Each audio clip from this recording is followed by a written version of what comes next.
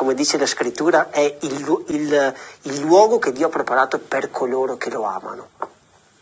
Chi è Papa Francesco che abita dentro al paradiso? Non è un posto, no? È uno stato di vita e di contemplazione, no? Il paradiso è vivere in questo stile che mi fa contemplare Dio, la Madonna, la gente in pace, in gioia, è la gioia, no? È quello che noi stiamo cercando ogni giorno, no? La gioia, la felicità. Ma davvero per entrare lì basterà aver dato un bicchiere d'acqua a chi aveva sete? Io ci credo, perché i bilanci di Dio sono bilanci non aggiustati e tante volte... C'ha un consiglio di amministrazione strano Dio per fare il giudizio finale. Lui la pensa diversamente, perché è malato. I've been selling my soul, working all day, overtime hours for bullshit pay, so I can sit out here and waste my life away, drag back home and drown my troubles away. It's a damn shame what the world's gotten to for people like me, people like you. Wish I could just wake up and it not be true, but it is. Oh, it is living in the new world.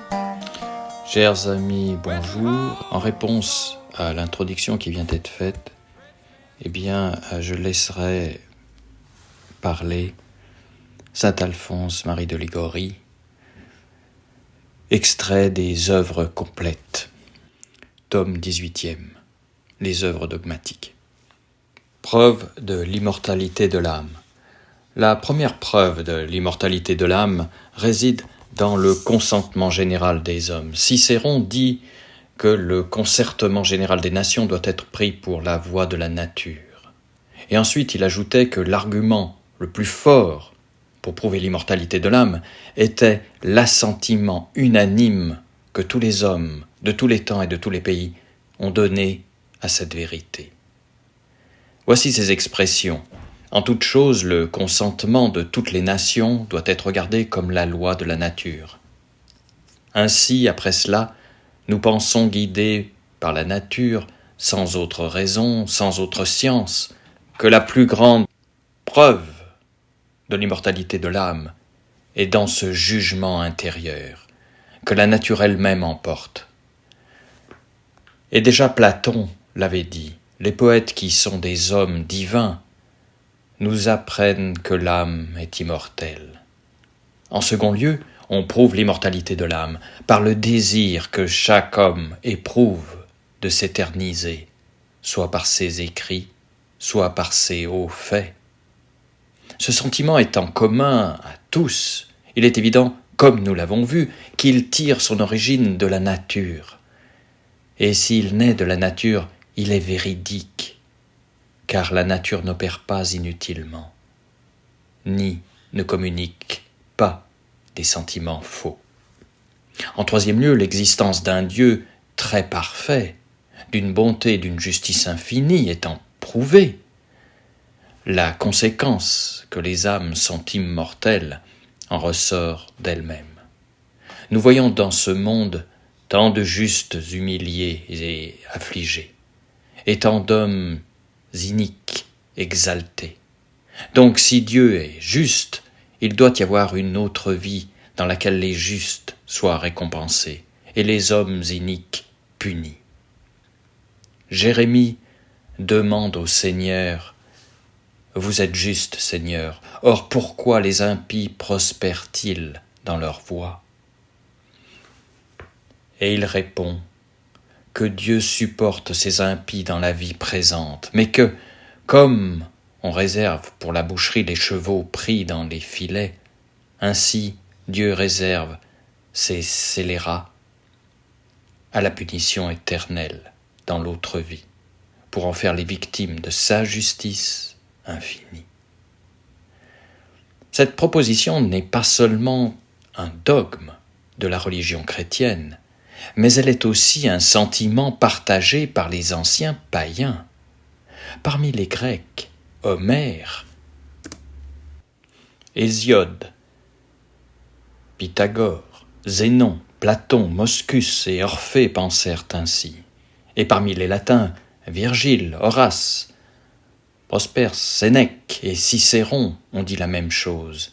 Et ce dernier rapporte que Socrate, tenant entre ses mains la coupe de poison qui, au terme de sa condamnation, devait lui donner la mort, dit que ceux qui se sont souillés par toutes sortes de vices sur la terre ne trouvent ensuite qu'une fausse route qui les éloigne des conseils des dieux, tandis que ceux qui se sont conservés purs et chastes ont un chemin facile qui les ramène directement à la divinité.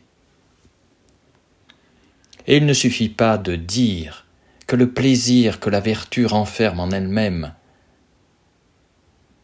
et la punition que le vide traîne à sa suite sont la récompense des bons et le châtiment des pervers, car la récompense et le châtiment appartiennent à la justice de Dieu, qui prescrit l'exercice des vertus et défend les vices, de façon que la récompense et la punition sont extrinsèques à la vertu et au vice, et par conséquent ne doivent pas nous être dispensés par nous-mêmes, mais par la divinité.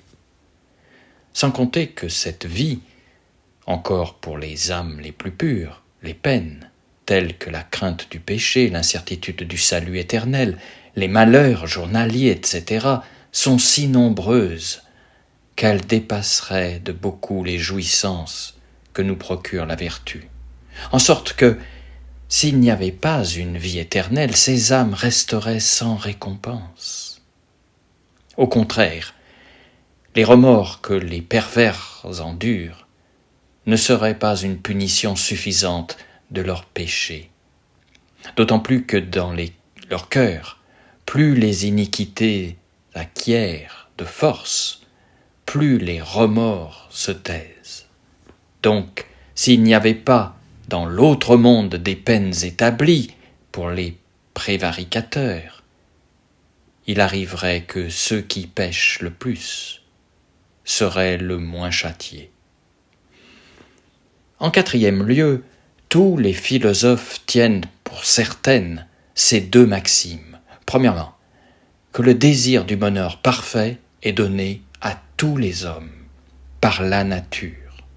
Deuxièmement, que la nature ne fait rien inutilement. Ces deux points établis, si l'homme ne pouvait parvenir à obtenir son bonheur parfait, ce serait en vain que la nature lui aurait donné le désir. Or, nous voyons que personne sur cette terre ne peut être pleinement heureux.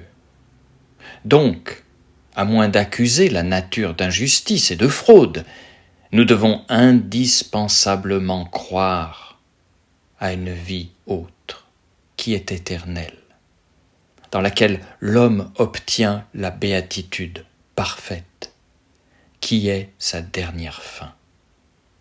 Autrement, le bonheur ne serait pas complet, bien plus, il se changerait en tourment par la pensée qu'il doit avoir un terme. En cinquième lieu, la raison principale de l'immortalité de l'âme découle de ce qu'étant spirituelle et immatérielle, elle n'a pas des parties susceptibles de corruption et de division. Et par conséquent, elle est immortelle. Comme la nature de l'âme, dit Cicéron, est simple, et qu'elle n'a en elle rien de composé, elle ne peut être divisée. Et puisqu'elle ne peut être divisée, il n'en suit qu'elle ne peut périr. L'âme, étant donc essentiellement spirituelle, doit être aussi nécessairement immortelle, puisqu'elle ne possède pas en elle-même un principe de corruption qui puisse la détruire. on ne nie pas pour cela que Dieu, par sa toute-puissance, ne puisse l'anéantir. Mais alors, il opérerait en maître et non pas comme auteur de la nature, car comme tel, il ne laisse pas de conserver ce qui est de sa nature immortelle. Mais pour nous, chrétiens, ce qui l'emporte sur toute autre preuve, c'est la foi, qui nous enseigne à croire que l'âme est immortelle. C'est avec cette prérogative que les divines Écritures nous la montrent dans les Maccabées. Nous voyons que Judas fit offrir ses sacrifices expiatoires pour les âmes des morts dans une bataille. Ayant recueilli d'une quête qu'il fit faire, nous dit le texte sacré, 12 000 drachmes d'argent, il les envoya à Jérusalem afin qu'on offrît un sacrifice pour les péchés de ces personnes qui étaient mortes, ayant de bons et de religieux sentiments touchant la résurrection. Car s'il n'avait espéré que ceux qui avaient été tués ressusciteraient un jour, il eût regardé comme une chose vaine et superflue de prier les morts. Ainsi, il considérerait qu'une grande miséricorde était réservée à ceux qui étaient morts dans la piété.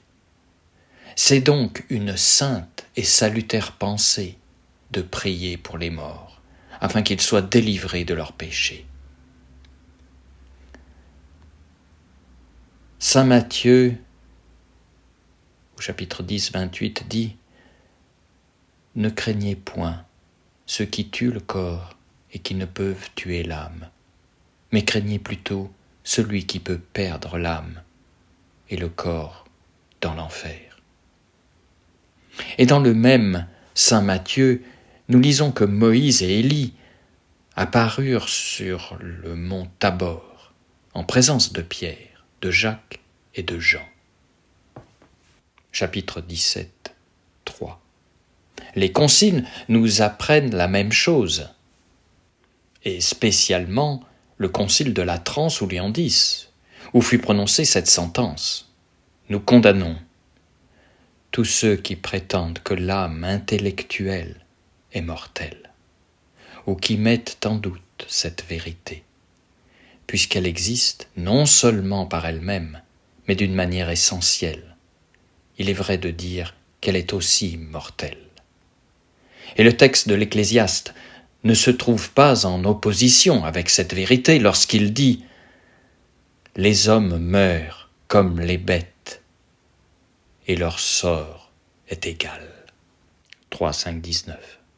Car on ne pourra pas argumenter de là que la condition des bêtes est partagée par les hommes et que les bêtes, ou que si les bêtes sont mortelles, les hommes le sont aussi, puisque le sage explique ensuite de quelle manière il entend que la condition des brutes est pareille à celle des hommes. Comme l'homme meurt, les bêtes meurent aussi. Il dit donc simplement que les hommes meurent de la même mort physique que les bêtes, mais il ne dit pas que l'âme des hommes meurt aussi avec eux. Le texte suivant de Salomon, au verset 21, présente en apparence plus de difficultés. Qui connaît, dit-il, si l'âme des enfants des hommes monte en haut et si l'âme des bêtes descend en bas, c'est-à-dire à pourrir dans la terre. Quelques interprètes expliquent ce passage en supposant que le prophète a placé ces mots dans la bouche des impies. D'autres, comme Don Calmet, disent que le sage y propose la question si l'âme de l'homme est immortelle, ou si elle est mortelle comme celle des brutes, et qu'il la décide ensuite, au chapitre 12, n'importe le sentiment qu'on a adopté ou qu'on adopte, il est certain que Salomon déclare dans le chapitre 12, verset 7, qu'au moment de la mort, le corps de l'homme est rendu à la terre, mais que l'esprit retourne à Dieu qui l'a créé. Par ces paroles, il explique clairement que l'esprit ne meurt pas, Les incrédules objectent que les bêtes ont la connaissance de plusieurs choses spéciales, et particulièrement le souvenir des bienfaits et des mauvais traitements dont elles ont été l'objet, ce qui prouve, selon eux, qu'elles possèdent en elles-mêmes un principe immatériel. Et cependant, malgré ce principe, elles sont totalement mortelles. À cette objection, quelques-uns répondent qu'elles sont de simples machines matérielles sans esprit. D'autres disent qu'elles sont composées d'une substance sanguine remplie d'esprit, mais que ces esprits sont matériels. D'autres, enfin, et c'est le système le plus reçu, disent que bien que les bêtes aient un principe immatériel, qui pourtant est très imparfait, néanmoins, elles sont mortelles, parce que Dieu, les ayant créées pour le service de l'homme, est privé de raison, et par conséquent incapable de récompense et de punition, lorsque le but de leur création est accompli. Il cesse de les conserver, en sorte qu'elles sont anéanties. Nous devons au contraire croire non seulement d'après le témoignage des Saintes Écritures, mais aussi sur les observations d'une philosophie bien éclairée que l'homme, qui est créé pour la gloire d'un Dieu éternel, qui a reçu le présent de la raison, et qui, par conséquent, est capable de mériter et de démériter, qui n'est pas assez récompensé ou puni de son vivant, nous devons croire, dis-je, qu'il est immortel. Voyez donc la belle sagesse des esprits forts. Ils sont immortels et pour vivre comme les brutes, sans loi et sans raison, ils veulent se faire mortels. Ils aspirent au grand bonheur d'être des brutes. I've been selling my soul, working all day, overtime hours for bullshit pay, so I can sit out here and waste my life away, drag back home and drown my troubles away. It's a damn shame what the world's gotten to for people like me, people like you. Wish I could just wake up and it not be true, but it is. Oh, it is living in the new world. Après cette merveilleuse lecture de saint Alphonse de Liguori, j'aimerais aussi rappeler quelques notions issues du catéchisme catholique populaire de François Spirago, concernant le ciel, c'est-à-dire le paradis. Le ciel est le séjour de la béatitude éternelle.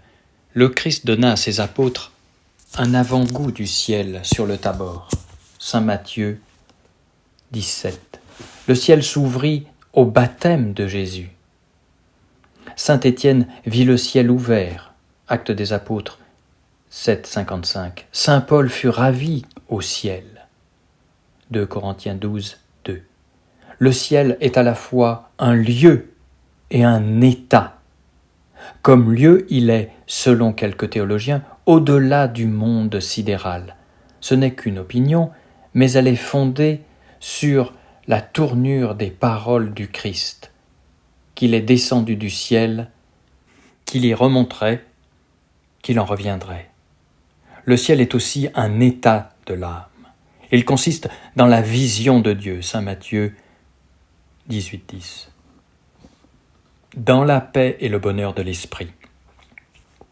Romains 14, 17. Quand les anges et les saints nous visitent ici-bas, ils ne cessent donc pas d'être au ciel, car ils ne peuvent pas être privés de la vision de Dieu. Saint Bernard. Jésus-Christ est le roi du ciel. Je suis roi, disait-il à Pilate, mais mon royaume n'est pas de ce monde. Saint Jean 18, 36. Le bon larron reconnaissait cette royauté quand il disait au Sauveur, « Seigneur, souvenez-vous de moi quand vous serez dans votre royaume. » Saint Luc 23, 42. Au ciel, nous verrons les anges de Dieu monter et descendre sur le Fils de l'homme. Saint Jean 1, 51. Au ciel, les anges adorent le Christ. Hébreux 1, 6. Le ciel est notre vraie patrie. Ici-bas, nous ne sommes que des étrangers. 2 Corinthiens 5, 6. C'est la vérité que nous représentent les processions. Deuxième principe, le ciel n'est accordé qu'aux âmes parfaitement pures de péché et de peine du péché.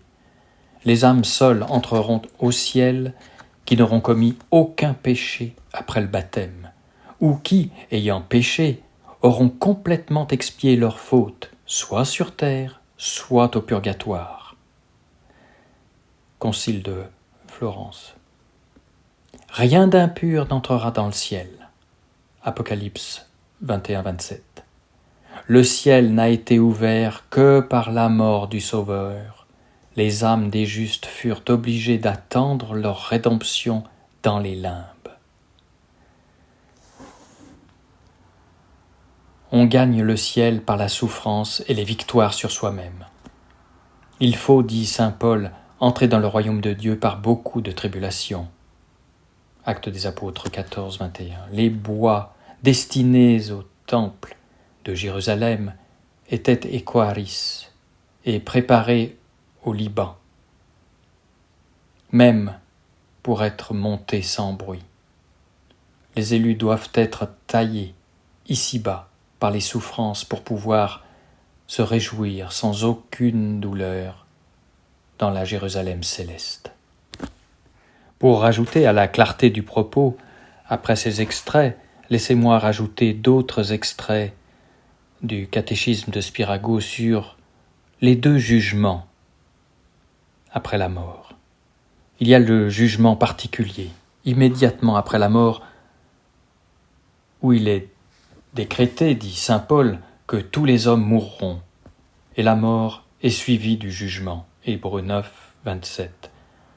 La parabole du mauvais riche et de Lazare nous apprend que les deux furent jugés après leur mort.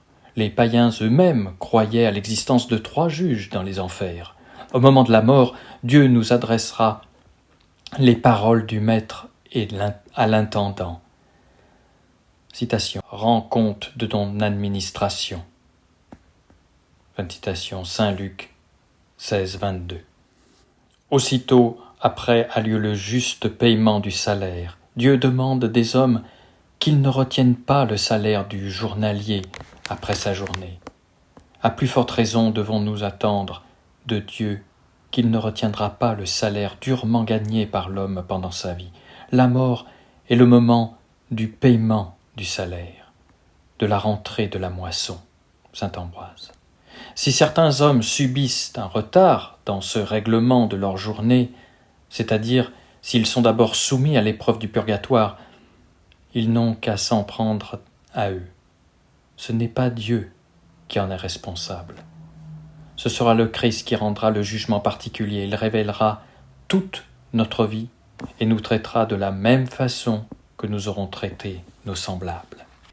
Jésus-Christ a affirmé que lui-même rendrait ce jugement.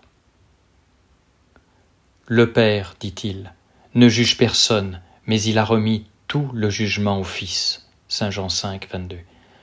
À la dernière scène, il a promis à ses apôtres de revenir après son ascension pour les emmener avec lui. 14, 3. Évidemment, il entendait par là le moment de la mort. Jésus dit de même de Saint Jean, « Je veux qu'il reste jusqu'à ce que je vienne. » 21, 22. Les apôtres eux-mêmes disaient que tant qu'il vivrait, il serait loin de lui. 2 Corinthiens 5, 6. Il ne faut cependant pas se représenter ce jugement comme une ascension de l'âme vers le Christ ou une descente du Christ vers l'âme sur la terre. Ce mouvement n'est aucunement nécessaire. Le Christ illumine l'âme sortant du corps de telle façon qu'elle verra instantanément, avec une netteté parfaite, que son Sauveur rend sur elle un juste jugement. Cette illumination fait comprendre à l'âme que Dieu révèle la vie de l'homme tout entière. De même, dit le Christ, que l'éclair part de l'Orient et paraît tout d'un coup jusqu'à l'Occident, ainsi en sera-t-il de la venue du Fils de l'homme. Saint Matthieu 24-27.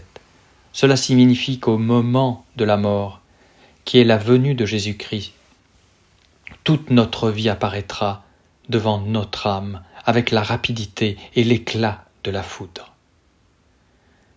Quand l'heure de la justice divine viendra, Dieu mettra tous les détails de la vie du mourant devant ses yeux. Au moment de sa mort, les œuvres de l'homme seront révélées. Tous ceux qui ont déjà été près de la mort affirment qu'à ce moment, les événements oubliés depuis longtemps des actions de la jeunesse apparurent vivement à leur esprit. Au moment de la mort, les actions les plus cachées seront révélées. Il n'y a rien de secret, dit le Christ, qui ne doive être découvert, ni rien de caché qui ne doive être connu et paraître publiquement. Saint Luc 8,17. Nous nous souviendrons et nous rendrons compte de toute parole inutile. Saint Matthieu 12,36. Notre esprit ressemble à un peintre qui dessine dans notre intérieur toutes sortes de pensées, de projets, d'images. Jusqu'à la mort, ces tableaux sont couverts comme d'un voile. Et à sa chute, ils tourneront à la gloire de l'artiste ou à son déshonneur, s'ils représentent les hontes du vice. Saint Basile. À la mort d'un homme, on ouvre son testament. Il est facile d'expliquer pourquoi on peut dire la même chose de sa conscience. Un rayon de soleil fait voir dans une chambre 1000 grains de poussière. Il en sera de même pour nos fautes les plus légères, quand le soleil de justice pénétrera dans nos âmes. Au jour du jugement, nous verrons la face de Dieu vis-à-vis de nous, comme durant notre vie, nous nous étions montrés vis-à-vis du prochain.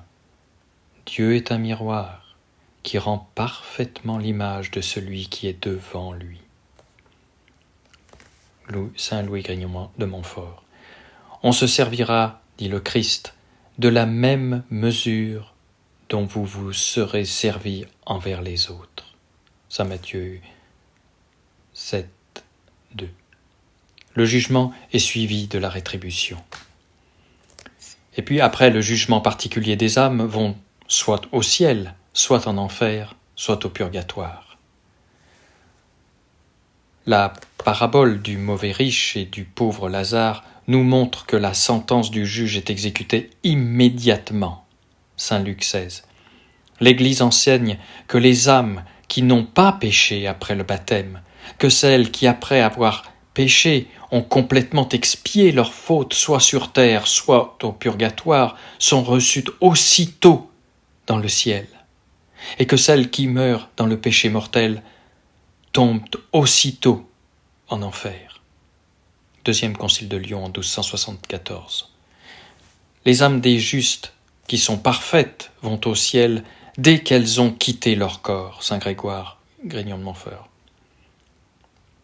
Aussitôt qu'une âme juste est sortie du corps, elle est séparée des âmes pécheresses et introduite au paradis par les anges.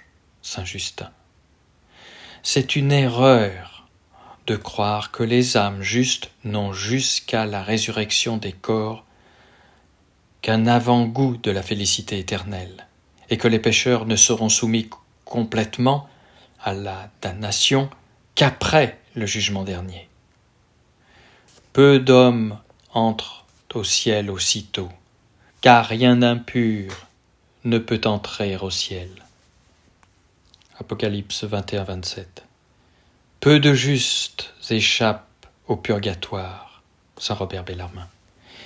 Il y a des théologiens qui prétendent que les damnés seront plus nombreux que les élus.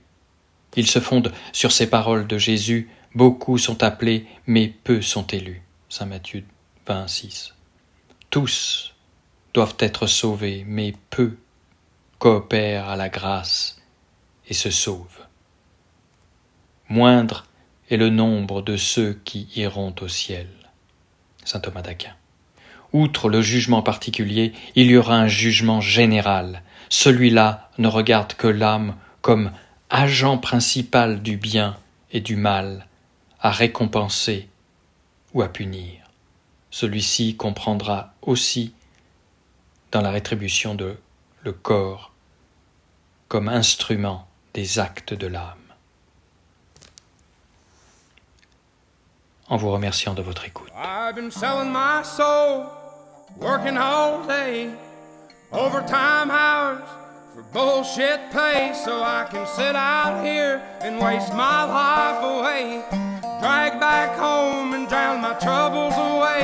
It's a damn shame what the world's gotten to for people like me, people like you. Wish I could just wake up and it not be true, but it is. All it is, living in the new world with an whole soul. These rich men north of Richmond, Lord knows they all just wanna have total control. Wanna know what you think, wanna know what you do, and they don't think you know, but I know that you do, 'cause your dollar ain't shit, and it's taxed to no end, 'cause the rich men, north of Richmond.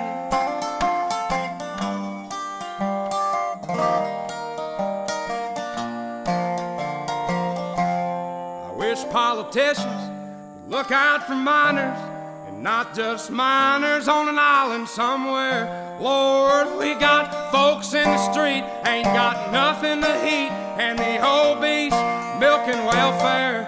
Well, God, if you're 5'3" and you're 300 pounds, taxes ought not to pay for your bags of fudge rounds. Young men are putting themselves 6 feet in the ground, 'cause all this damn country does is keep on kicking them down.